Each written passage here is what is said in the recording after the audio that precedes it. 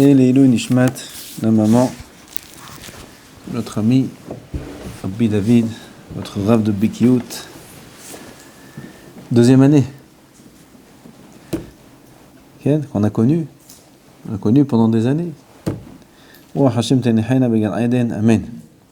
Il s'appelle Fortuné Mazal Bat Allegra Freha. On a terminé avec les Midot qui sont la Gava, la Ta'ava, la Chemda. Et maintenant on va parler d'un nouveau chapitre du Grand Mivilna qui traite du Bitachon. Bitachon, Emuna, Istapkut. Et le Rav dit comme ça: Bitachon ve Istapkut hema klalim lechol amidotot. Vehem hefer ta'ava vehemda. Bitachon, c'est être confiant. Être confiant, être sûr et rassuré que Kadosh Baruch Hu va se préoccuper de nos besoins. Niftoach b'Hashem. On verra par la suite que Bitachon, c'est le essai de toute la Torah. Ve'istapkut, c'est quoi Istapkut? C'est une mida très importante, l'Istapkut. L'Istapkut, c'est d'être content, pas de se contenter dans le sens où se contente, bon, c'est ce qu'il y a, alors tant pis. Non, se contenter, c'est-à-dire, c'est très bien. Zemayesh. Il y en a, il a pas d'argent. Il aimerait s'acheter ça, il aimerait faire ci, il aimerait faire ça. Et il dit, ouf, j'en ai marre. Pourquoi j'ai pas d'argent? Pourquoi je peux pas acheter des chaussures? Pourquoi je peux pas faire ci? Pourquoi je peux faire ça? Ou son costume, il est un peu usé. Pourquoi j'ai pas un nouveau costume? Ouf! C'est l'inverse de l'Istapkut. Istapkut, c'est d'être très, très, très satisfait et content de la situation. C'est le secret de la richesse. Comme Chazal nous ont dit, Ezeu ashir asameach b'chelko. Car la richesse et la pauvreté dépendent du contentement. Est-ce qu'on se contente? Est-ce qu'on est heureux avec ce qu'il y a? Ou alors on grogne, on râle. Oh, j'en ai marre. Il faut être heureux. Comme Yair, il est heureux, il est toujours content. Voilà. Esmoach. Zemayesh, Metsuyan. Ah, mais j'ai pas, j'aurais voulu avoir plus d'argent, j'ai pas. Metsuyan.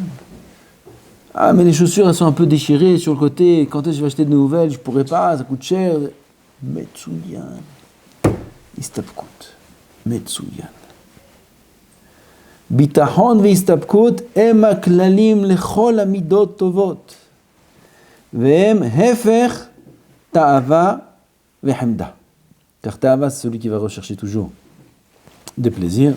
Hemda, c'est les plaisirs de vouloir de l'argent, des vêtements, de tout ce qui est matériel. Ça s'appelle la hemda. Et c'est l'inverse du bitachon et de la istapkut. La istapkut, c'est qu'il est à la recherche de rien du tout. Qu'est-ce que t'aimerais que je t'achète? Qu'est-ce que t'aimerais avoir? Qu'est-ce que j'aimerais? Rien. Non mais regarde, il te manque ci, moi il me manque. Qu'est-ce que j'ai entendu il n'y a pas longtemps? Ah, c'est le Rav Berdugo qui a raconté sur un tzaddik qui a dit que il a souffert, on est venu le... C'est istapkut. Istapkut, c'est accepter et d'être heureux de n'importe quelle situation.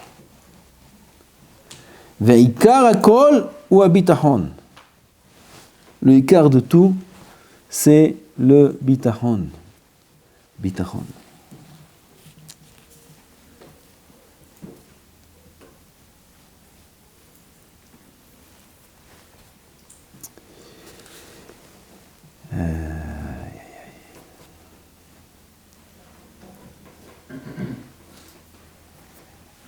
ומי שהוא מחוסר ביטחון, אין תורתו מתקיים בידו.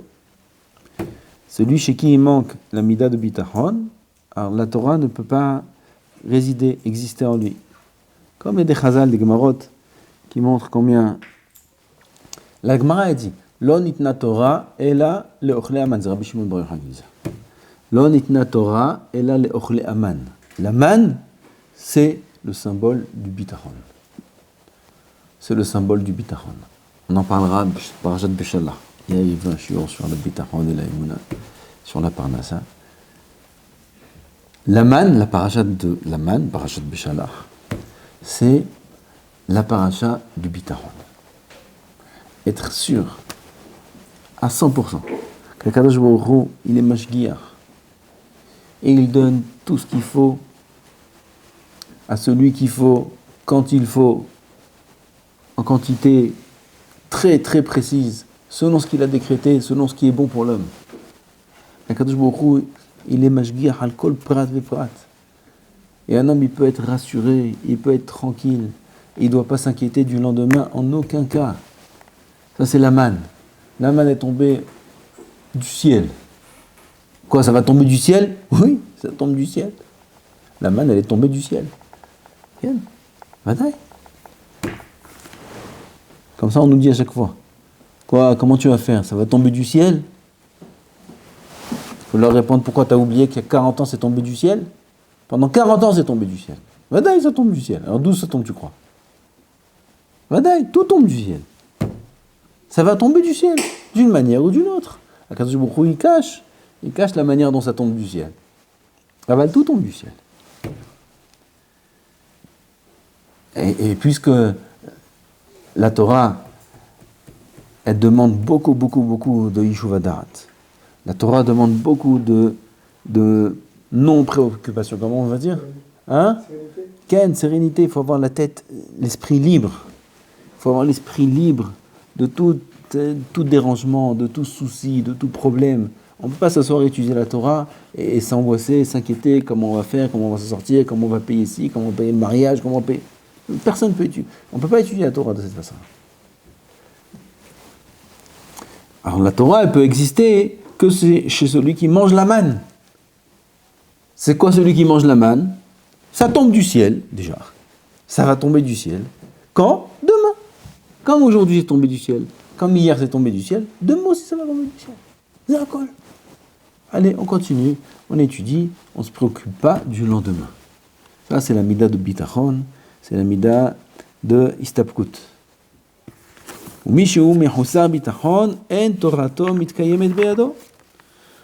Rav, il parle de la Torah parce que c'est notre vie. Pas notre vie à nous, oui, c'est la vie de chaque juif, c'est la Torah Kedosha. C'est pas que la Torah, en Torah mitkayemet. Elle a rien, sa vie n'est pas une vie.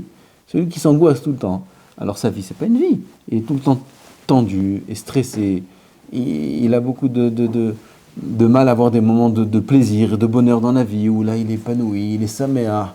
Pour ça, il faut qu'ils boivent de l'alcool, qu'ils attendent le mariage, ils boivent là-bas, ils boivent, tu les vois tous, ils boivent. Qu'est-ce qu'il y a?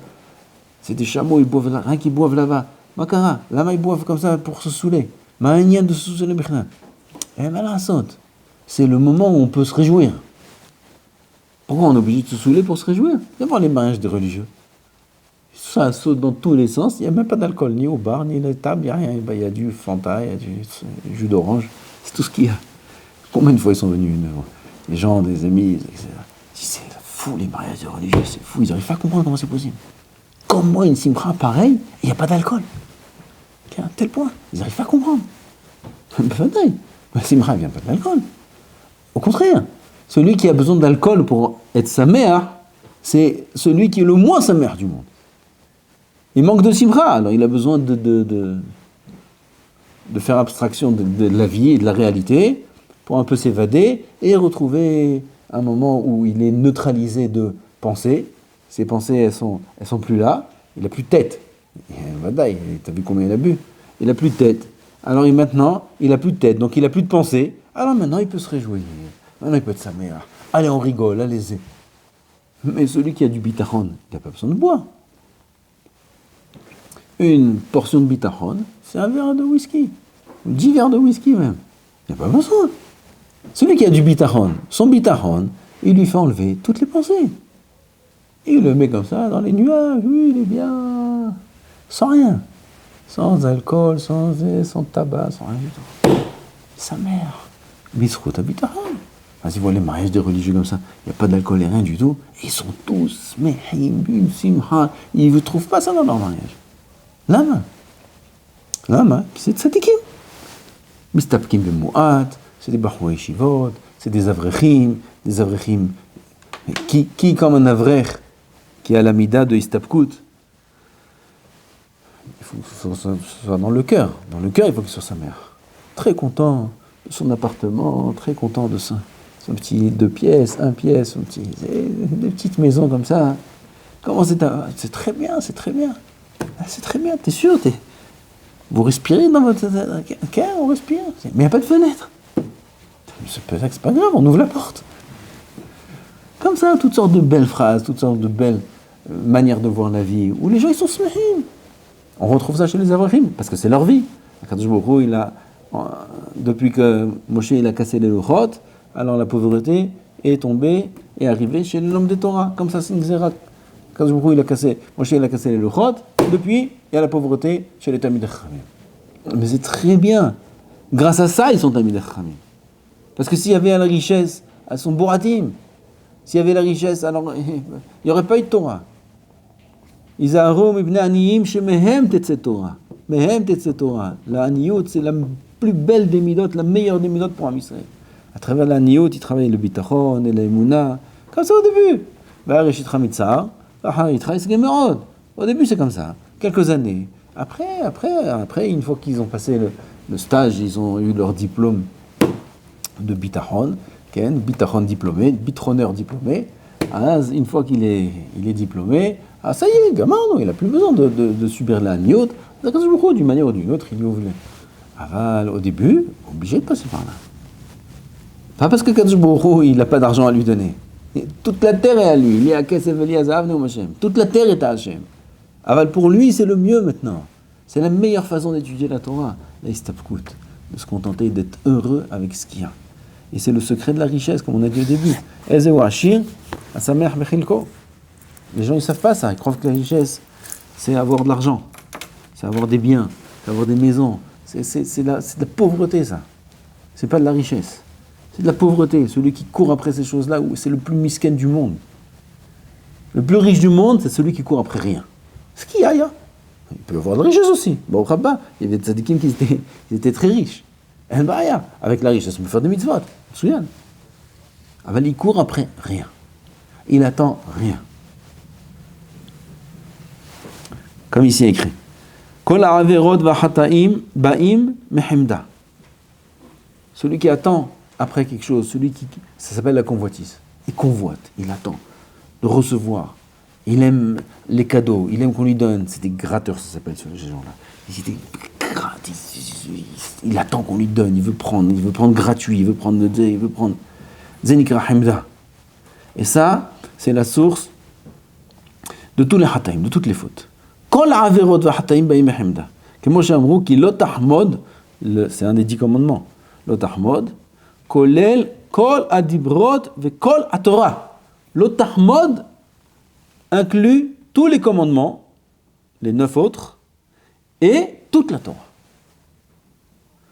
Pourquoi ? Parce que l'otahmod, c'est l'inverse du bitachon. Alors c'est quoi toute la Torah ? Dis le Gaon de Vilna plus haut. Toute la Torah, pourquoi elle a été donnée ? Je ne sais pas si je vais trouver ça maintenant. Veikar netinat Torah le Israël ou kedei she'asimu bitchonam b'Hashem. Kemo shekatuv ve'yasimu be'elokim kislam. Le ikar du don de la Torah à Israël, c'est de mettre le bitachon en Hachem, d'avoir confiance en Hachem. Tous les psukim de la Torah, ils parlent de ça presque. Emunah b'Hashem yitbarach. Celui qui est homed, qui convoite, alors il agit à l'inverse du bitachon. Parce que s'il convoite, c'est qu'il n'est pas confiant qu'Akadosh Baruch Hu, il lui donne ce qu'il a besoin. Parce que ce qu'il a besoin, ça ne lui suffit pas. Alors il convoite autre chose, il espère avoir autre chose. Donc étant donné que toute la Torah elle a été donnée, le ikar de la Torah c'est le bitachon, celui qui convoite, il transgresse toute la Torah. Va'istapkut, shehu ha'ipur. La istapkut c'est l'inverse de la convoitise. La convoitise c'est chercher autre chose, c'est de ne pas être satisfait de ce qu'il a. La istapkut c'est l'inverse. Très content, il est très bien. ההסתפקות שהוא ההיפוך הוא היסוד של כל התורה. C'est le יסוד de toute la Torah. Alors peut-être, vous savez, on n'a pas idée combien cette mida de Histapkut est importante. Elle est au quotidien, cette mida-là. Au quotidien. Il ouvre le frigo, il n'y a pas de lait. Oh, il n'y a pas de lait. C'est l'inverse de l'Histapkut. Histapkut, c'est accepter tout ce qu'il n'y a pas. Et pas accepter, non. Accepter, Metsuyan. Il n'y a pas de lait, on va prendre de l'eau. On va manger des cornflakes avec de l'eau. Metsuyan. C'est mieux sans eau, tu dis. Sans eau. Sans eau, sans rien du tout. Metsuyan.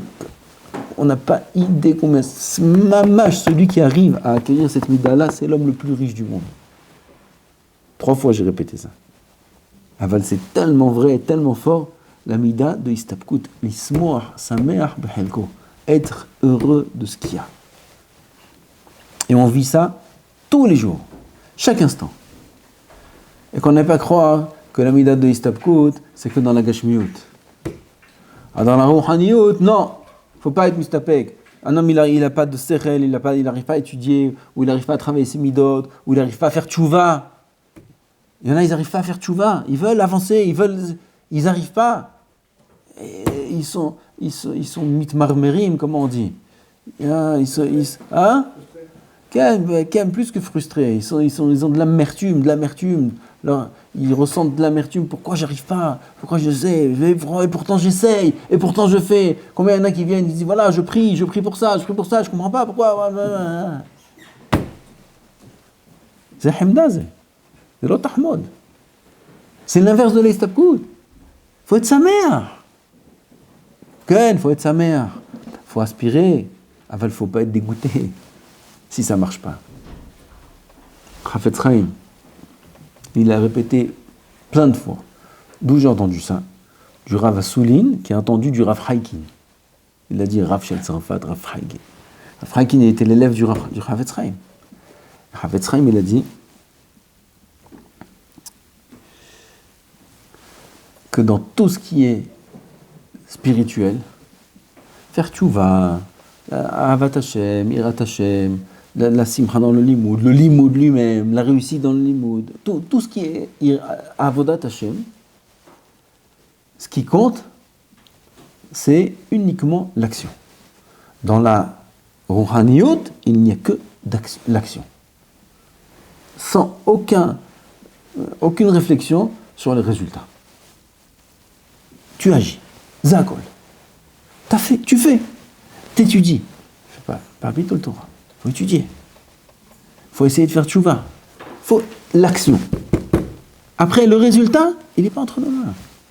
C'est Akadosh Baruch Hu qui donne le résultat.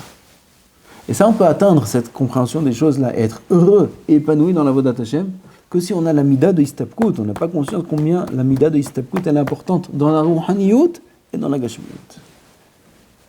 Celui qui a la mida d'Histapkut, c'est l'homme le plus heureux du monde. C'est l'homme le plus riche du monde. 4e fois que je dis ça. 4e fois. Ezeu Ashir, Asamer Mehilko. La plus grande richesse du monde, la vraie richesse, c'est la mida de Histapkut. C'est d'être content. J'ai étudié Baruch Hashem toute la journée. J'étais là dans les Sdarim, j'ai pas fait Bitul Torah. Ah, mais j'ai pas compris. J'ai pas réussi. J'arrive pas à faire tchouva. Mais je fais. Non, mais jamais. Je suis le plus heureux du monde.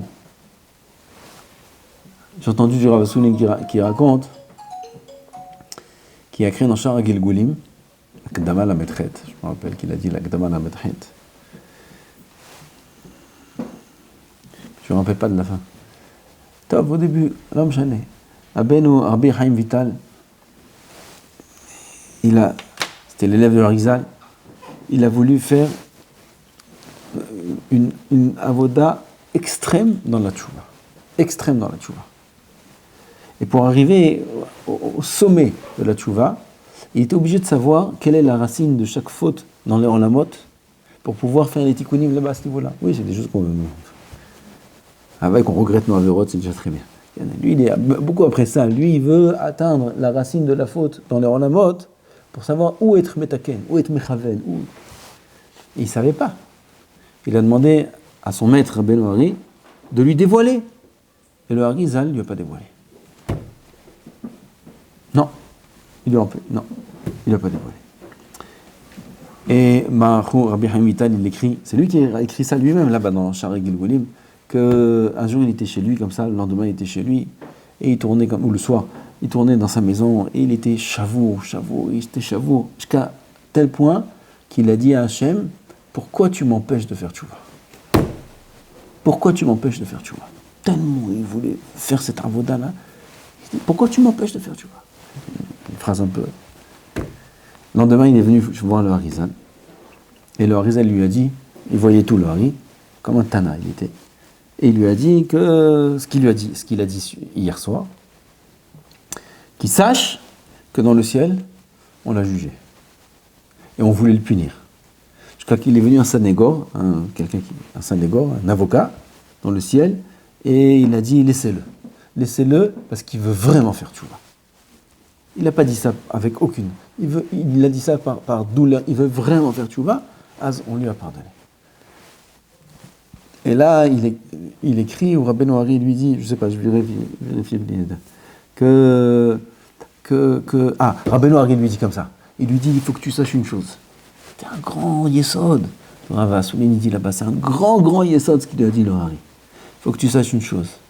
Que chaque chose a son temps. Chaque chose a son temps. On parle de faire tchouva ici. On ne parle pas d'être riche ou d'avoir... de faire tchouva. Ça a son temps. Tu vas atteindre un niveau, tu vas arriver à... Il faut... Asur litrok et achar. Ça c'est une Gemara qui dit. Asur litrok et achar. Il ne faut pas forcer. Je veux maintenant. Non. Le résultat n'est pas entre nos mains. Nous, il faut qu'on fasse l'action. Le résultat n'est pas entre nos mains. Ça aussi, c'est Mida d'Istapkout. Se contenter de ce qu'il y a. Ça a marché, ça n'a pas marché, j'ai réussi, j'ai pas réussi. Zalom Chané. Ce qu'il y a, c'est Metsuyan. Le principal, c'est que tu agis. Zakol. Non, on parle d'un très haut niveau de tchouva, il n'y a pas d'avérote. À cette mida de Istapkout, j'espère qu'on va en parler encore dans la suite, elle est très importante et c'est un trésor pour la vie, cette mida-là. Un trésor pour la vie. La vie est tellement différente pour celui qui a la mida de Istapkout, qui se contente, qui sait. Et ça s'acquiert depuis le jeune. Ça, il faut éduquer les enfants depuis qu'ils sont petits sur ça. On ne donne pas tout. Ceux qui gâtent leurs enfants, qui leur disent oui à tout, ou qui cèdent, quand l'enfant il pleure, ou il se plaint, ou il répète 100 fois, oui, maman, donne-moi ça, maman, donne-moi. Non, maman, il rend folle. Et enfin, il dit, allez, tiens. Non, Haval, faut tenir. Pourquoi? L'enfant, il s'habitue à ce qu'on n'a pas tout. C'est à quoi? Il n'y a pas. Ouais, mais tous mes copains, va chez tes copains. Habiter chez eux. Bon, et l'enfant, c'est dur pour les parents de faire ça. Aval, il apprend à être content de ce qu'il y a. Zemayesh. Et les parents qui gâtent leurs enfants, ils leur privent de la mida d'Istapkout, ce qui fait que dans la vie, ils n'ont pas la force de surmonter des épreuves. Et la raison principale des divorces, elle vient à cause de ça. Elle vient à cause de ce point-là. Les gens n'ont pas la force d'accepter. Ils n'acceptent pas. Ils ont une femme comme ça, ils ont une situation comme ça, et se trouvent, non, pourquoi j'accepte pas. Il suffit que la mère elle se mêle, et le père il se mêle, et le bas, terminé. Allez, on passe à autre chose. Assiette jetable, fourchette jetable, tout est jetable, la femme elle est jetable, tout est jetable. On prend une nouvelle. On a fini l'assiette, on la jette, on prend une nouvelle, maïch. Ah, la femme aussi, on a fini, on la jette, on prend une nouvelle, maïch. Tu crois que c'est comme ça la vie? Dans l'assiette, ça marche bien. Dans la vie, ça marche pas. Dans la vie, c'est encore pire.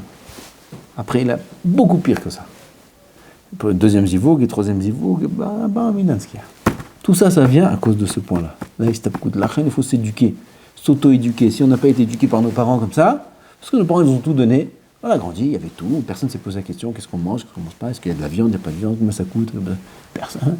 On a grandi, bon, c'est l'autre, il faut s'éduquer soi-même. Comment? En acceptant les petits événements de la vie, de la journée. Il y a de l'eau, oh, il y a de l'eau dans la chambre, oh, vas-y, oh, ça, oh, il fait froid, oh, Mazgan il marche pas, oh, j'en ai marre. Barminan, misken, celui-là, comment il va vivre? Mais là-bas, s'habituer petit à petit. Chaque chose, chaque événement qui arrive, accepter. C'est pas grave, c'est très bien. À quoi le possède? Eh ben, on peut rajouter un pull, on rajoute une couette, on rajoute. Ben, c'est très bien. Il y a de l'eau, ben, on passe entre les flaques. À quoi le possède? À quoi le possède? Shem Zaken, Baruch Adonai l'Olam, Amen, Amen.